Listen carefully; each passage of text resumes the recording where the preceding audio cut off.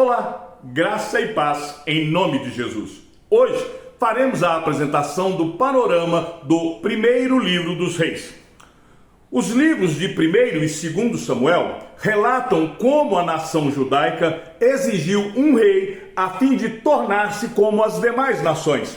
Esse pedido indicava que a nação de Israel estava rejeitando o governo de Deus, mas mesmo assim o Senhor lhes concedeu esta petição. Agora, no primeiro livro dos reis, veremos a história de Israel não mais sob um governo teocrático, mas sob a liderança dos reis.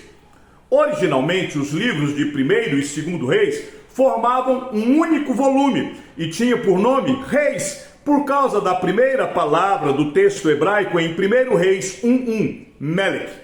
A tradução grega do Antigo Testamento, a Septuaginta, dividiu o livro em dois, e isto foi seguido pela versão em latim, a Vulgata, e pelas traduções para a nossa língua. Essa divisão foi feita principalmente para facilitar a cópia deste longo livro nos pergaminhos e códices, não sendo baseada nas características de seu conteúdo. As Bíblias modernas em hebraico chamam os livros de Reis A e Reis B. Tanto a Septuaginta quanto a Vulgata fazem uma correspondência entre os livros de Reis e o de Samuel, de modo que os títulos na Septuaginta são o 3º e o 4º livro dos reinados, na Vulgata, o 3º e o 4º livro dos reis. As narrativas dos livros de 1º e 2º Samuel e de 1º e 2º Reis formam uma grande história dos reinos de Judá e de Israel, que vai desde o reinado de Saul até o reinado de Zedequias. Os livros de 1º e 2º Crônicas apresentam apenas a história da monarquia em Judá. Acompanhe comigo a leitura dos textos de 1 Reis 12, de 1 a 4, depois o verso 12 e 13, 16 e 17 e também o verso de número 20. Roboão foi a Siquém, porque todo Israel se havia reunido ali para o fazer rei. Jeroboão, filho de Nebate, que ainda estava no Egito, para onde havia fugido da presença do rei Salomão, ouviu isso e voltou do Egito. Mandaram chamá-lo e ele veio com toda a congregação de Israel a Roboão para lhe dizer: o seu pai nos impôs um pesado jugo. Alivie a dura servidão de seu pai e o pesado jugo que ele nos impôs, e nós o serviremos. No 3º dia, Jeroboão e todo o povo foram falar com Roboão, como o rei lhes havia ordenado, dizendo que voltassem em 3 dias. O rei deu uma resposta dura ao povo, porque havia desprezado o conselho dos anciãos. Quando todo Israel viu que o rei não lhe dava ouvidos, reagiu dizendo: que parte temos nós em Davi? Não temos herança no filho de Jessé. Às suas tendas, ó Israel. Cuide agora de sua casa, ó Davi. Então Israel se foi às suas tendas. Quanto aos filhos de Israel, porém, que moravam nas cidades de Judá, sobre eles reinou Roboão. Quando todo Israel soube que Jeroboão tinha voltado, mandaram chamá-lo para a congregação e o fizeram rei sobre todo Israel. Ninguém seguiu a casa de Davi, a não ser a tribo de Judá. Quando Salomão se entrega à idolatria, ele desviou seu coração do Senhor, e a ira do Deus vivo veio contra Salomão e contra o seu reino. No livro de 1 Reis, capítulo de número 11, do verso 9 ao verso de número 13, nós podemos compreender melhor esta história. Por causa das grandes obras que o rei Salomão executou, ele impôs um pesado jugo sobre a nação de Israel, cobrando altos impostos e colocando o povo a servir nas construções que ele realizava. Já no final do reinado de Salomão, havia um grande descontentamento, principalmente nas tribos que estavam ao norte. Assim que Salomão morreu no ano 930 a.C., as 10 tribos do norte realizaram uma assembleia e relataram para Roboão, filho de Salomão, a situação de opressão em que eles viviam. Roboão foi aconselhado pelos anciãos a aliviar a carga tributária sobre o povo. Porém, Roboão ignorou o conselho dos anciãos e decidiu seguir o conselho dos mais jovens, respondendo ao povo com arrogância. 1 Reis, capítulo 12, verso 14, Roboão chega a dizer para o povo o seguinte: o meu pai lhes impôs um pesado jugo, mas eu o tornarei ainda mais pesado. Meu pai castigou vocês com açoites, eu vou castigá-los com escorpiões. Diante desta dura palavra, as 12 tribos de Israel se dividiram.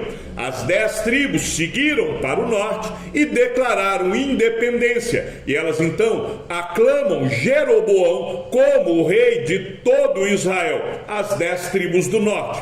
No reino do norte, nós vamos ver uma sucessão de 19 reis que vão subir ao trono num período de 209 anos.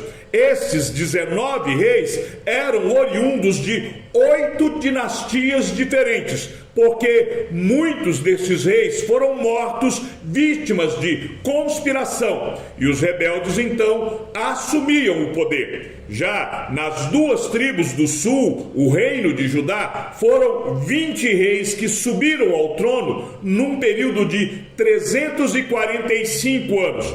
E todos eles eram da linhagem de Davi. Aqui já há uma situação que nós precisamos nos atentar, tanto para a leitura dos livros dos reis, quanto para a leitura dos profetas, tanto maiores quanto profetas menores. É que, por diversas vezes, os autores se referirão às 10 tribos do norte como Israel, e também vão se referir às 2 tribos do sul como Israel ou Judá. Precisamos nos atentar se a declaração está sendo dirigida ao norte ou ao sul, quando nós vemos o povo sendo chamado de Israel. Nós veremos, tanto no norte quanto no sul, reis bons e maus alternando-se no poder. Quando um rei bom, temente a Deus, estava no governo e defendia os valores de Deus, a nação se alegrava e ela prosperava. Quando um rei mau assumia o trono, o povo amargava vergonhosas derrotas. Quanto à autoria do livro dos reis, o autor humano ele é desconhecido. A tradição judaica propôs que Jeremias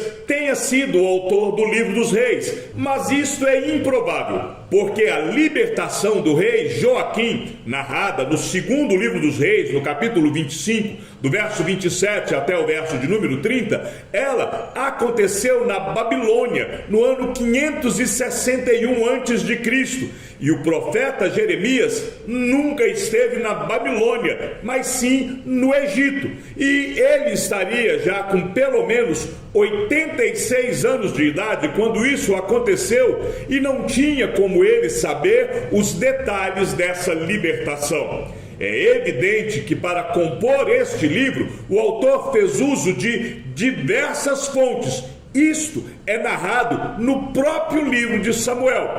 Acompanhe este quadro. Aqui vocês podem ver que registros históricos de Salomão, registros históricos dos reis de Israel e registros históricos dos reis de Judá foram usados para compor o primeiro livro dos reis. Ou seja, este autor desconhecido lança mão dessas fontes para poder então compor o livro dos reis. E por enquanto nós estamos tratando somente do primeiro livro dos reis. E aqui nós precisamos compreender que há uma diferença entre o cenário daqueles que escreveram as fontes que foram consultadas pelo autor do livro e o cenário aonde está o autor quando está escrevendo o livro. O material original foi escrito pelos participantes e testemunhas oculares dos acontecimentos. Eram informações fiéis, historicamente exatas, a respeito dos filhos de Israel, que narram da morte de Davi até a ascensão de Salomão. E depois continua a narração até a destruição do templo e depois a destruição de Jerusalém pelos babilônicos no ano 586 a.C. Portanto, o livro de 1 Reis registra a história de dois grupos de reis e de duas nações com povos desobedientes: Israel, as 10 tribos ao norte, e Judá e Benjamim, as 2 tribos que estavam ao sul, que progressivamente se tornaram indiferentes à lei de Deus e aos seus profetas, tomando assim o rumo ao cativeiro. O livro de Reis não apresenta apenas os fatos históricos exatos, mas também a sua interpretação. O autor estava exilado na Babilônia, ele queria transmitir as lições da história de Israel aos exilados. Especificamente, ele ensinava à comunidade exilada o motivo pelo qual o Senhor havia condenado Israel ao exílio. O autor estabelece logo no início da narrativa que Deus exige obediência da parte dos reis à lei mosaica. Caso esses reis quisessem que os seus reinados recebessem a bênção da parte do Senhor, eles precisariam obedecer os termos da aliança. Do contrário, a desobediência traria o exílio, a mão de Deus pesada sobre Israel. A esfera de ação de todo o primeiro livro dos reis vai desde a morte de Davi até o reinado de Jorão sobre Israel, cobrindo um período de cerca de 118 anos.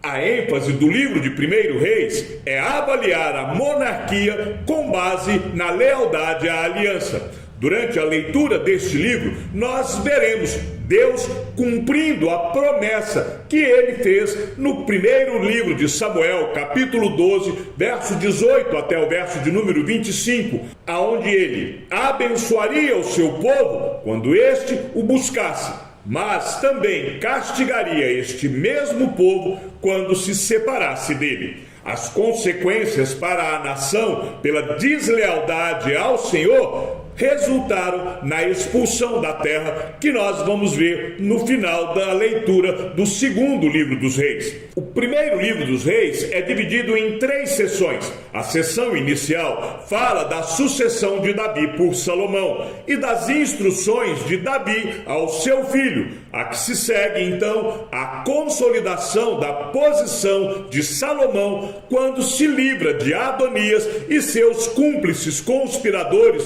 Joabe e Abiatar. Salomão não era o primeiro da linha sucessória. Porém, Davi havia feito um juramento a Betseba de que o seu filho seria rei. Porém, o mais importante de tudo é nós nos lembrarmos das narrativas desde o chamado de Abraão até a morte de Jacó. Gênesis capítulo 12 até Gênesis capítulo 50. Em especial, atente à bênção que Jacó dá a seus filhos.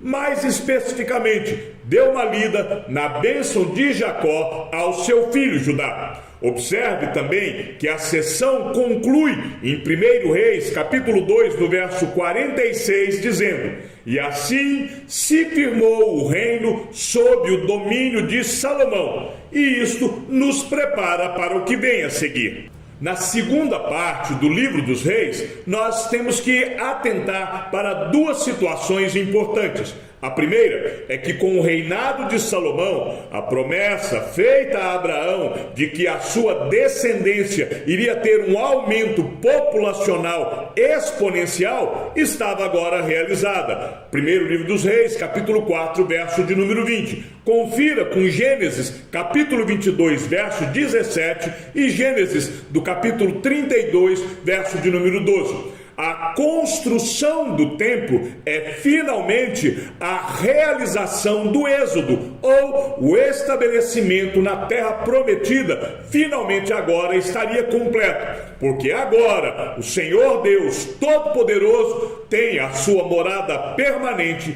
em Jerusalém. A segunda coisa que nós temos que atentar é a parte central desta sessão, é a narrativa do templo. Capítulo de número 5, do verso 1 até o verso de número 9 do capítulo 9, onde os muitos e longos anos do reinado de Salomão são resumidos antes e depois da construção do templo. De fato, a leitura atenta dessa passagem deixa claro que a relação de Salomão com o templo é a única coisa que de fato merece destaque no seu reinado. O narrador, ele reconhece que a sabedoria e o esplendor de Salomão são dons de Deus e, na essência de tudo, ao fato de que Salomão é o filho de Davi. Mas ele sabe, o narrador sabe, que as sementes do declínio e o cisma futuro estão sendo plantadas no reinado de Salomão através dos tributos elevados e também do trabalho escravo. O juízo de Deus sobre Salomão, dito no primeiro livro dos Reis, capítulo 11, vai nos dar o tom do resto da história. Quando Deus diz para Salomão: já que você procedeu assim e não guardou a minha aliança, nem os meus estatutos que lhe ordenei, vou tirar o reino de você e dá-lo a um dos seus servos. Portanto, apesar da grandeza, sabedoria e esplendor de Salomão e também da construção do templo, e apesar do fato de que Deus aparece para Salomão por 2 vezes, no fim, Salomão abandonou a Deus para adorar ídolos e assim acabou dividindo a nação em 2, suscitando a ira de Deus. A terceira e última parte do livro de 1 Reis vai do capítulo de número 12 até o capítulo de número 22.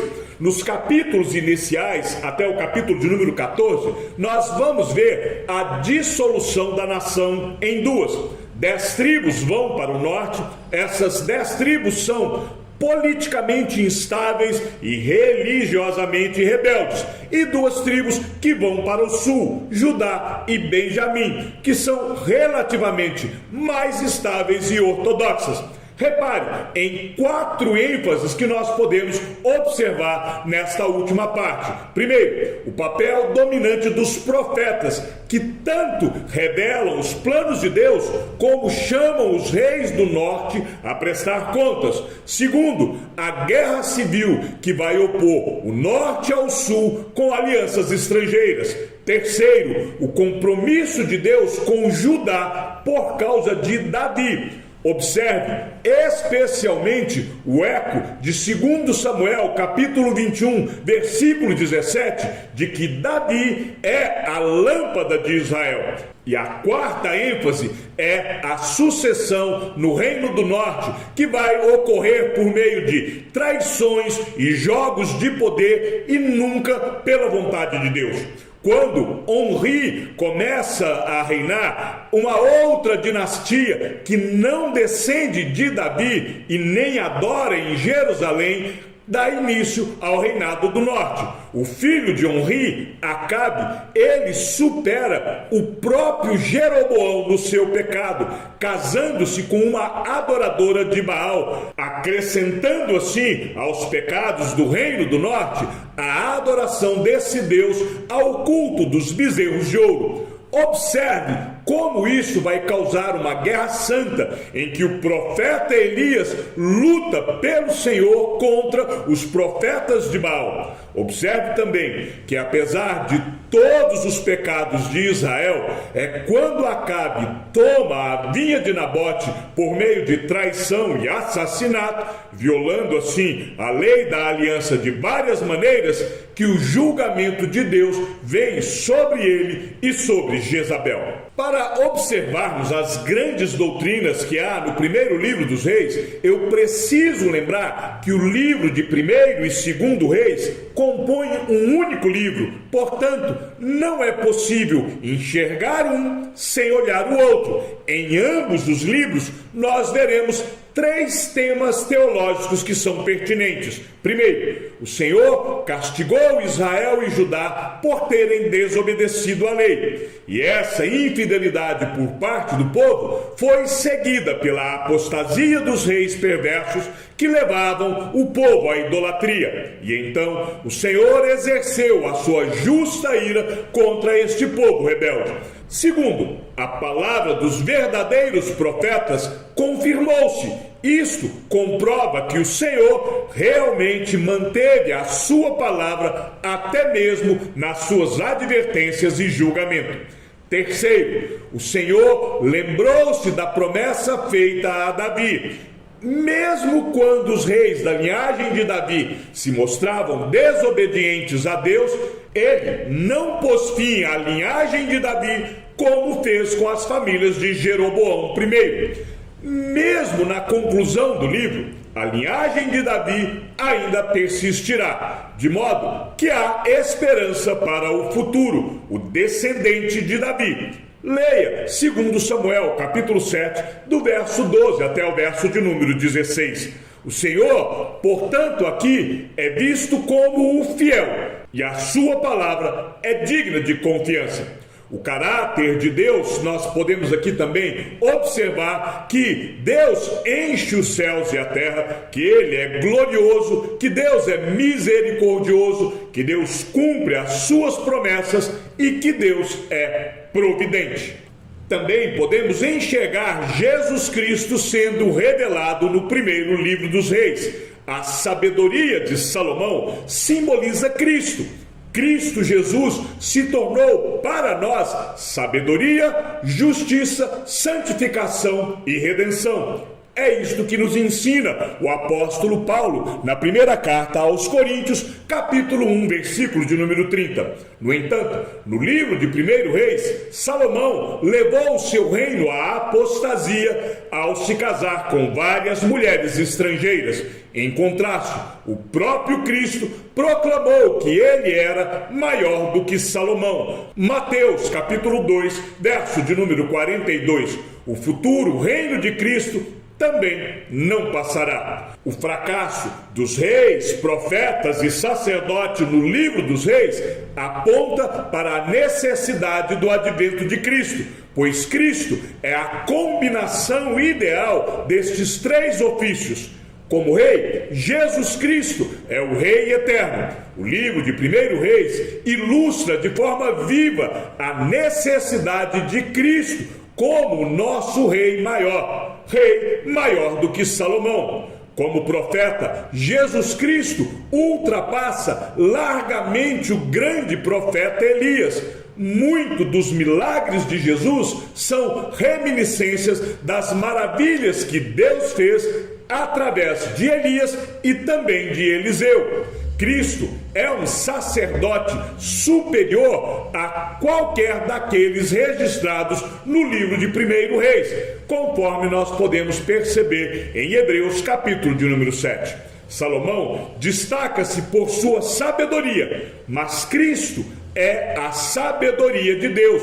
Primeira carta aos Coríntios, capítulo de número 1, verso 24 e verso de número 30. O reino de Salomão foi um reino temporário, mas o reino de Cristo é sobre o trono de Davi e ele é eterno, pois Jesus é o Rei dos reis e o Senhor dos senhores.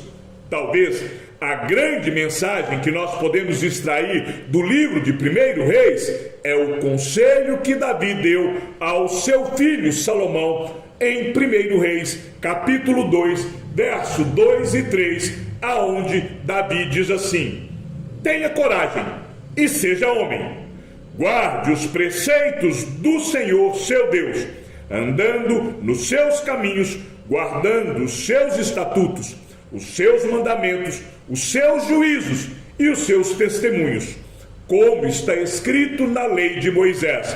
Assim, você será bem-sucedido em tudo o que fizer e por onde quer que você for. Chegamos ao fim do panorama do livro de 1 Reis. Que o Senhor seja com o teu espírito e que a graça seja com todos os que amam sinceramente a nosso Senhor Jesus Cristo. E ao Deus único e sábio seja dada toda a glória, e que a sua vida seja sempre para mais em Cristo Jesus. Um forte abraço e até amanhã, se assim o Senhor nos permitir.